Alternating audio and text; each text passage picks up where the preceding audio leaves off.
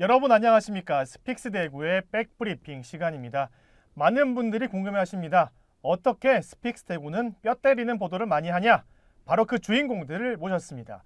김태우 본부장, 백경묵 기자 나오셨습니다. 안녕하십니까? 안녕하십니까? 자, 스픽스 대구가 며칠 전에 그 홍 시장의 측근들로 대구시 서울본부가 구성되어 있다, 이런 것들을 말씀드렸는데, 자, 서울본부가 홍 시장의 측근들, 즉 어쩌다 공무원이 된 분들로 구성됐을 때 대구시가 행정업무에 있어서 이 영속성이 있느냐 없느냐, 이런 것들이 문제가 될 수 있는데요. 오늘 한번 백브리핑 시간에서 다뤄보도록 하겠습니다. 자, 대구를 비롯해서 광역단체나 지자체, 규모와 상관없이 서울 사무실을 둡니다.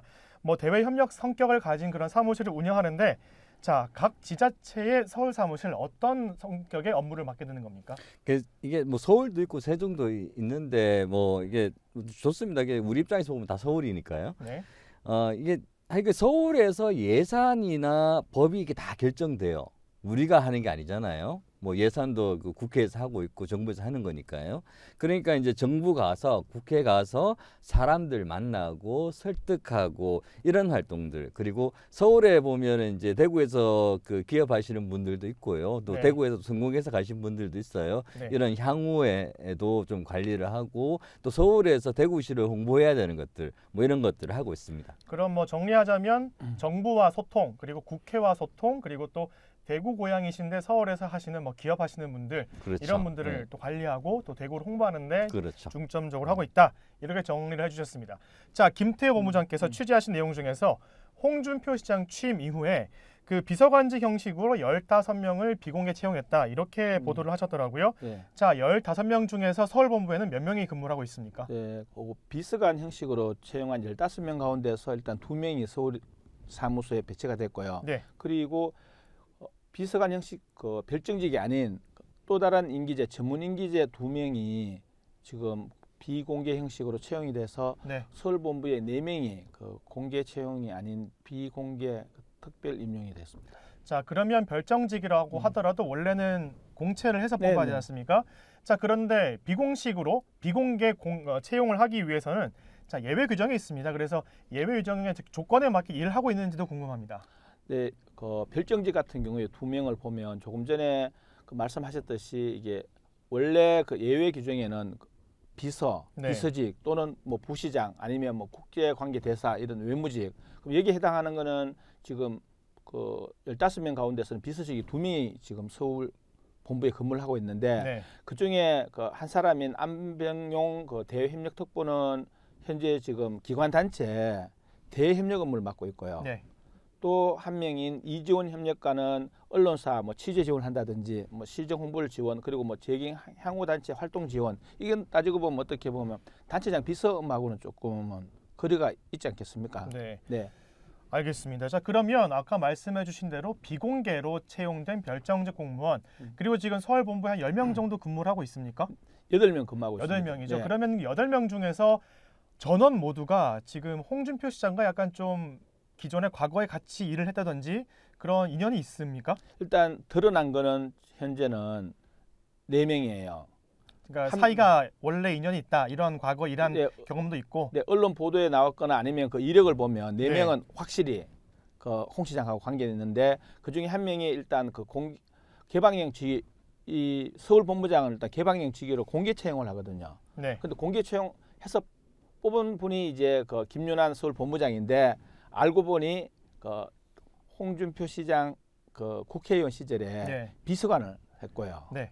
그리고 안병용 대협력특보는 그 지난 2021년 그 홍 시장 대선 후보 경선 때, 국민의힘 경선 때, 네, 국민의힘 경선 때 그 캠프 조직 본부장을 맡았습니다. 네. 그리고 조금 전에 말씀드렸던 그 임기제 가운데는 전문 임기제가 2명이 있거든요. 네. 이 2명이 그 이서연 정무보좌관하고 이지원 협력관인데 이 2명은 그 당시 인수위에서 대구시 영입된 그 공무원들 보도자료에도 네.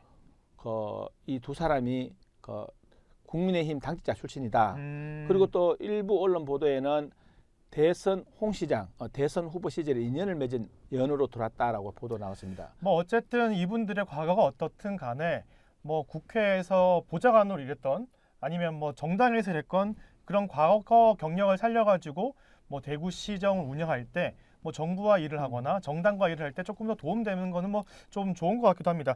자, 그런데 저희가 이 문제를 왜 짚냐면 그 권영진 시장 때는 서울 본부를 뭐 예를 들어서 서울 본부장 그리고 어떤 특보 이런 분들 같은 경우는 뭐 별정직 공무원으로 하더라도 다른 분들은 다 늘공 그러니까 정년까지 보장된 임기가 보장된 그런 네. 공무원들로 구성이 됐다면 지금 같은 경우는 8명 다 이제 별정직 공무원들로 구성이 됐다는 건데 자 백경록 기자께서는 홍준표 시장이 왜 서울 본부의 임기자 공무원들로만 다 채웠다고 보십니까?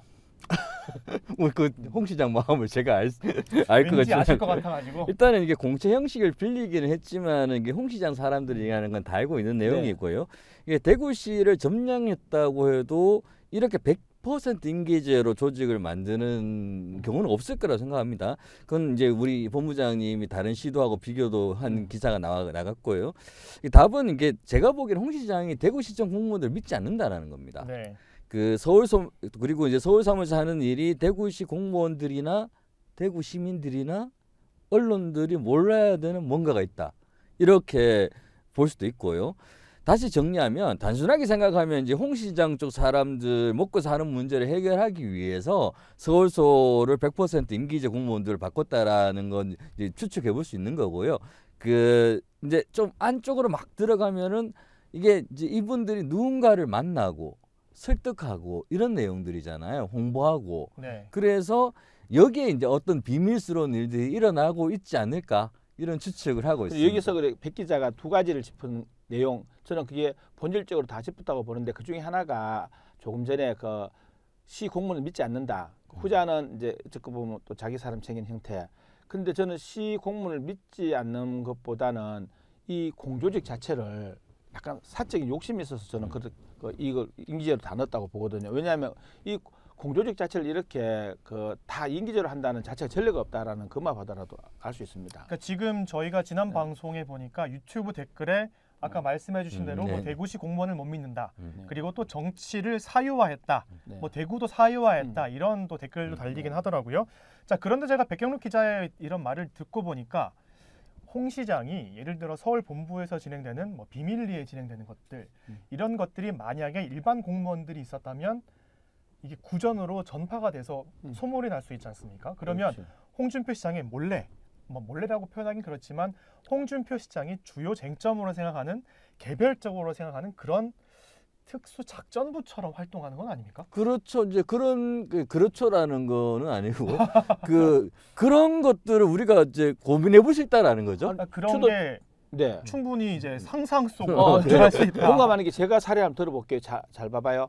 서울 사무소에 다 의공도만 있는 거예요. 의공이라 표현해서 미안한데 이게 왜냐하면 그래도 말을 짧게 해야 되니까 임기제 공무원만 있다고 생각했을 때 이게 사업소라는 것도 하나의 공조직의 하나의 일부분이잖아요. 내부 조직. 그런데 우리가 보통 보면 이런 공조직이든 사조직이든 이런 건태 관리를 하는데 조금 전에 말씀하셨던 대로 자치단체가 하는 거는 하나부터 열까지 공적인 일이거든요. 네. 근데 그 공적인 일을 수행하는 과정에 어쨌거나 민선자치단체장이 왔는데 그 오고 난 뒤에 다 이게 늘공은 빠지고 의공만 있다 했을 때 제 3자가 봤을 때는 그 조직이 불안스럽지 좀 좋게 보겠습니다. 아, 당연합니다. 왜냐하면 대구시 사업소로 분류가 돼서 운영이 네. 되고 있는데 예를 들어서 대구시의 다른 사업소 같은 경우는 뭐 회계관리나 총무를 책임지는 그런 그렇지. 본부장급은 다 늘공이 맞습니다. 예를 들어서 대구시가 파견을 해가지고 그 사람들이 뭐 대구시의 감사 대비해서라도 그렇죠. 어떤 행정이 잘못된 건 없는지 체크하는 부분이기 때문에 그 내용도 저희가 백브리핑 조금 이따가 말씀을 드리도록 네. 하겠습니다.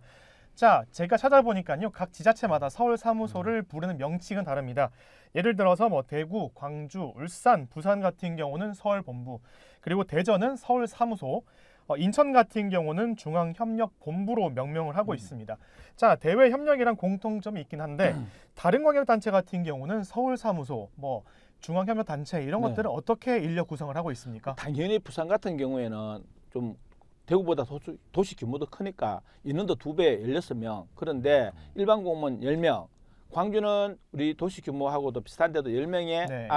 우리가 좀 더 많죠. 광주보다는. 우리가 좀 크지. 근데 8명. 우리가 똑같아요. 8명인데 6명이 일반 공무원. 그게 무슨 얘기냐면 조금 전에 말씀하셨듯이 이 공조직 자체 운영하는 과정에 일반 공무원들이 해야 될 일이 되게 많아요. 네. 아마 그런 선상에서 부산, 광주는 절반 이상을 일반 공무원 배치하지 않았나 이렇게 저는 이야기하고 있습니다. 자, 거기서 추가 질문을 드리도록 하겠습니다. 제가 오프닝 때 말씀을 드리긴 했는데 부산 같은 경우는 대구와 똑같은 8명인데 6명이 일반 공무원, 2명이 전문직 공무원, 뭐 별장직 공무원 이렇게 돼 있지 광주, 않습니까? 광주 같은 경우. 그러면 광주 같은 경우 이제 김태 본부장께서 취재를 하셨을 때 6대2 그렇게 배치를 하는 이유가 있다고 말씀하셨잖아요. 네, 그 광주시 그 관계자 얘기는 이 업무 연속성을 두고 봤을 때 사실 네. 광주 같은 경우에 우리가 제일 그거 한 게 중앙부처 상대로 좀 예산도 지원받는데 좀 국회 로비도 필요하잖아요.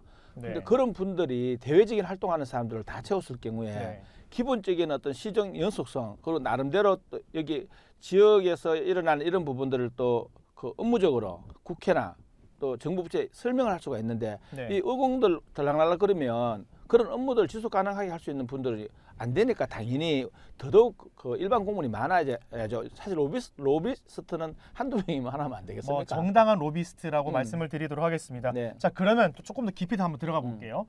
자, 광주시에 있는 담당자가 이 서울 본부를 운영할 때 연속성을 생각해서 6대2, 8명 중에서 6명은 일반 공무원, 2명은 임계직 공무원으로 네. 배치를 했다고 말씀하셨는데 저는 연속성에서 비슷한 발음인 영속성으로 한번 좀 말씀을 드리려고 합니다.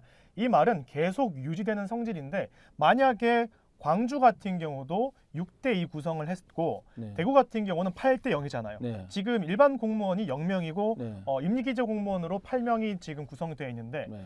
전원 8명 전원이 시장이 바뀌면 어떻게 됩니까? 그러니까 저는 이거를 아까 점령이라고 말씀을 하셨는데 네. 실제 진짜 이건 초유의 일이고 전례가 없는 일이에요. 심지어 대구만 보더라도 권영진 시장 때만 하더라도 한 분 서울 본부장 네. 그거는 개방형 직위로 일단 공개 모집을 해서 외부 사람을 영입을 하니까 나머지는 다 일반 공무원이에요.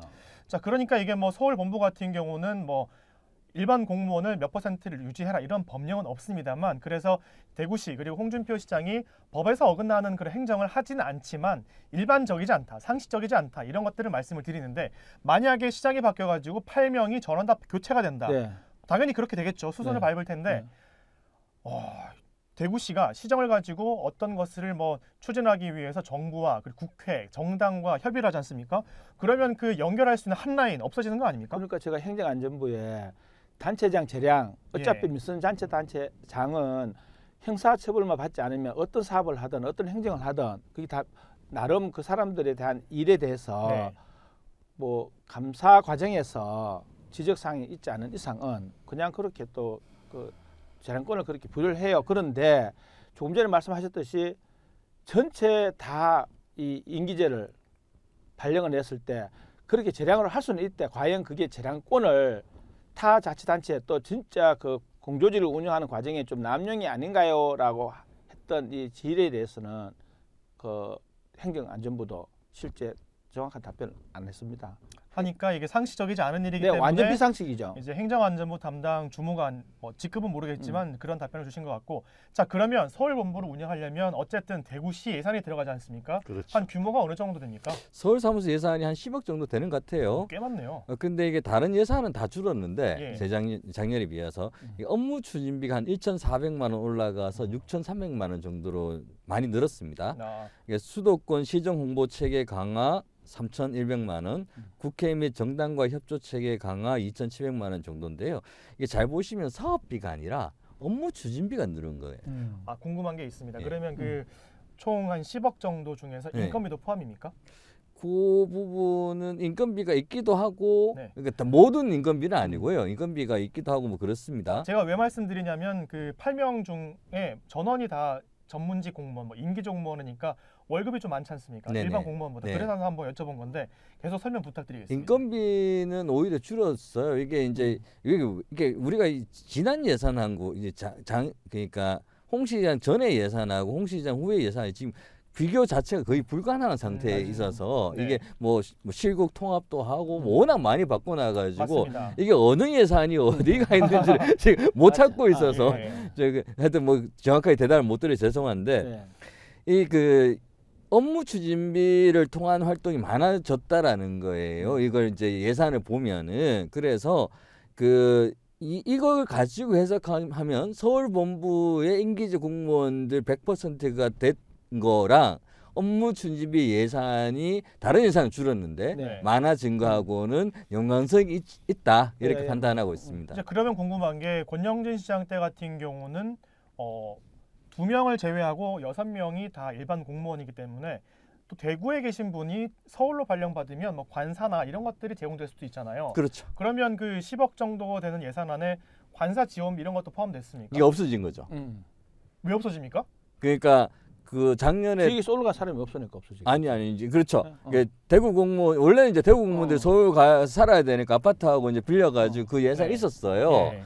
그런데 그 작년에 서울 사무소 숙소 관사 4개를 몽땅 없앴거든요. 세종시도 없앴고 네. 그리고 되게 중요한 얘기가 나와요. 여기서 앞으로도 숙소를 이용하지 않을 거다라고 합니다. 앞으로라면 홍준표 시장의 임기 동안은 아마 그런 네. 의미일 거예요. 그러니까 하겠다. 그 다시 정리하면 서울 사무소에 일하는 분들은 서울에 원래 집이 있는 사람들, 서울 사람들이에요. 네. 이 사람들이 그 아마 그 우리 홍 시장 측근에 있었던 거고 이분들 위주로 지금 서울 사무소가 돌아가는 거고 네. 앞으로도 숙소가 없으니까 대구 공무원들 올라갈 일은 없다. 그래 계속 임기제로만을 운영하겠다는 얘기야. 자, 지금 홍준표 시장이 해외 출장 가 있죠. 그렇죠. 근데 만약에 홍준표 시장이나 홍준표 시장의 측근들 또는 뭐 대구시에서 공보관으로 일하고 있는 분들이 저희 이 스픽스 대구의 백브리핑을 본다면 홍준표 시장에게 이걸 또 전달할 거지 않습니까?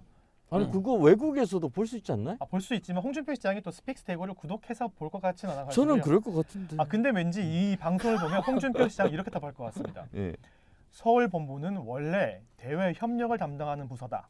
하기 때문에 지역구는 상관이 없다. 대구에 살든 서울 살든 상관없이 무조건 대구시를 홍보하고 대구시의 업무 추진에 있어서 대외 협력을 잘할 수 있는 사람들.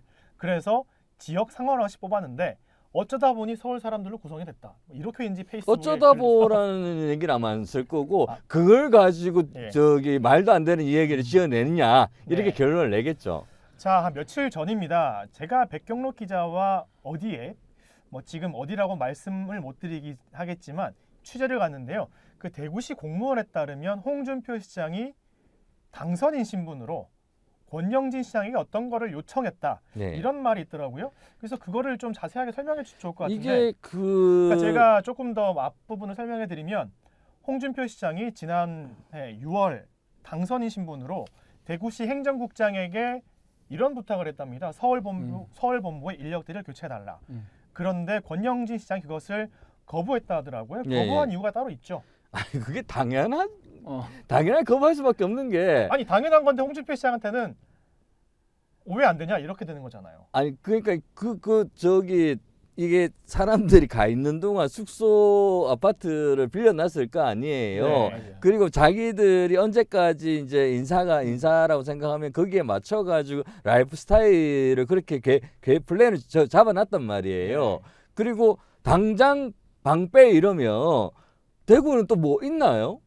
그러니까 이게 사람들은 너무 가혹한 거예요. 네. 그러니까 아까 조금 전에 우리가 쭉 이야기했던 부작용 중에 하나가 아까 연속성 그런데 짧게만 보더라도 그 연속성 측면에 봤을 때 봐봐요. 저도 들었던 거는 1년도 안 된 사람이 적어도 올라가면 한 2년 정도 해서 나름대로 뭐 가정의 플랜을 짜고 그 서로 올라가는데 이게 네. 민선자치단체장이 바뀌었다고 해서 지속가능하게 이루어지는 서울 사무소 업무가 그렇게 툭 생활 자체 패턴까지 바뀌어버리는 거 이건 네. 어떻게 보면 어떻게 해석해야 돼요? 아니 물론 공무원들 같은 경우는 지자체장의 명령에 따라야 한다 이런 게 있긴 하겠지만 이게 상식적이지 않고 일반적이지 않아서 그렇습니다. 그래서 지난 방송 때 저희 그 장민성님께서 댓글을 달아주셨던데요. 서울 본부에 왜 다 어공으로 100% 배치했냐 이런 질문을 주신 거에 대해서 오늘 방송이 아마 조금 도움된 것 같고 그런 말씀을 드리려고 하고 있죠. 네네. 저한테 질문이 하나 더 남지 않았나요? 질문 더 드릴 하고 게 싶은 있습니다. 얘기 있으면 하고 하세요. 싶은 말씀 있으시면 하시면 됩니다. 이게 사실 이제 뭐 업무의 연속성 이런 거는 크게 저는 중요하다고 생각하지 않습니다. 중요합니다. 아니 진짜 중요하다. 이야기해 봐봐요. 더 네. 중요한 게 뭐예요? 그러니까 이게 오히려 100%로 뭔가를 만들어 놓은 거. 예. 저는 이게 더 미심쩍은 거예요. 이렇게 운영하는 게 대구시 공무원들도 이해가 안 될 것 같고요. 시민들도 이해가 안 될 것 같아요. 시민분들은 모르시니까 문제죠. 그리고 근데 또 이게 그 업무 추진을 왜 늘었는지도 모르겠고 다른 예산 다 줄었단 말이에요.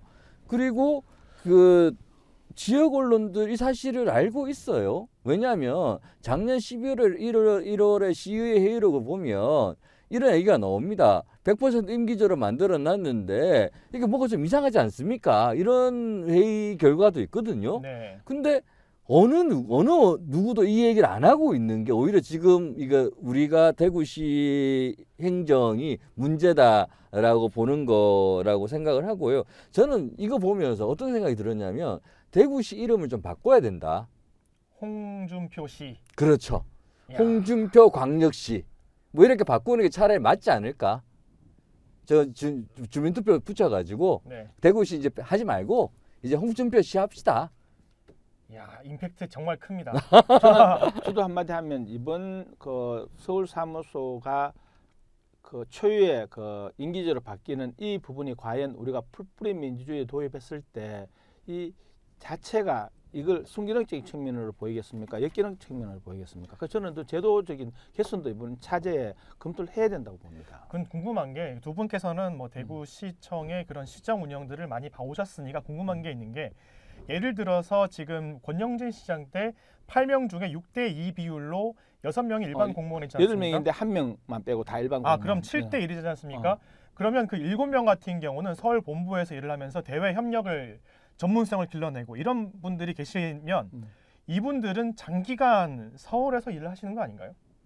이걸 왜 말씀드리냐면 지금 뭐 연속성, 영속성 말씀을 드리고 있는데 예를 들어서 서울 본부에서 전문성을 길러가지고 경력들을 많이 쌓아오신 분들이 이번에 다 뭐 대구로 발령받고 이랬을 거 아니에요? 근데 만약에 홍준표 시장이 지금 3년 뒤에 뭐 100% 임기조 공무원으로 서울 본부를 운영했는데 다음 시장이 모셔가지고 그렇게 하면 안 돼, 상식적이지 않아 해서 8명 중에서 뭐 1명만 임기제로 하고 7명을 일반 공무원으로 다시 서울로 보내면 연속성도 없고 전문성도 없고 이 참 문제지 않습니까? 그러니까 백 기자 이야기했던 대로 100% 하는 자체가 이거는 얘기가 안 되는 부분이니까 거기서 결론 내도 돼요. 무조건 이거는 진짜 이거 상식적인 걸 떠나서 한 조직에 특히 그 공조직이 아까 시민 예산에 투입되는 그 부분을 선거에 당선됐다고 해서 그쪽에 있는 캠프 사람들 쑥 들어가요. 실제 그 당도 지금 국민의힘 위주로 이렇게 가면요. 궁극적으로 보면 객관성도 떨어져요. 그럼 국회에 그냥 국민의힘만 있는 건 아니잖아요. 자, 오늘 지금 홍준표 시장의 시정 운영 그 중에서도 인사 관련된 부분들을 한번 체크해 봤는데요. 뭐 물론 이 방송을 보신 여러분들도 지금 시점에서 생각했었을 때는 뭐 TK 신공항 특별법도 있고 그리고 또 광주와 대구를 연결하는 달빛 내륙 고속철도도 지금 특별법을 통과해야 하는 상황이기 때문에 뭐 그런 국회의 이해를 구하고 또 국민의힘 정당 또는 뭐 민주당과 협의를 해서 이런 협조를 구해야 하는 일이 많기 때문에 지금 현 시점만 봤었을 때는 차라리 뭐 임기제로 100% 충원을 해가지고 뭐 인사 이동을 해가지고 전문성을 발휘하는 게 낫다 이렇게 생각을 하실 수도 있습니다. 그런데 여러분 생각해 보시면 TK 신공항 특별법이 홍준표 시장이 취임한 이후에 시작됐습니까? 아닙니다. 권영진 시장 때 이미 준비를 해오던 것이고요. 이미 전임 시장 때부터 여러 특별법도 통과된 적이 있고 대구시정을 위한 대외 협력을 위한 그런 업무들을 계속 추진해 왔습니다. 그런데 이번에 홍준표 시장 같은 경우는 이 서울 본부를 이례적으로 상식적이지 않고 일방적이지 않은 그냥 단순 100% 임기조 공무원들로만 서울 본부를 차린 것입니다. 여러분들 어떻게 생각하십니까? 해석에 따라 생각하시는 건 다를 것 같지만 그래도 백브리핑은 열린 결말로 여러분들의 해석에 맡기도록 하겠습니다. 백브리핑 댓글 좀 많이 부탁한다는 말씀해 주십시오. 다음 방송 중요할 것 같아요. 중요한 걸 제가 놓쳤는데 지금 스픽스 대구가 구독자 10,000명을 앞두고 있습니다. 조금만 더 힘 도와주시면 10,000명 넘어설 것 같고요. 또 10,000명 가까이 되니까 지금 댓글도 많이 달리고 있어서 아주 전문성 있고 깊이 있는 댓글이 많이 달리고 있습니다. 방송 때 댓글 소개해 드릴 테니까요. 여러분들 많은 참여를 부탁드리면서 오늘 백브리핑 여기서 마치겠습니다. 감사합니다. 성공은 소중한 것이지만 성공한 이후에 더불어 사는 사람들의 고통을 외면한다면 그 성공은 큰 의미가 없는 것입니다.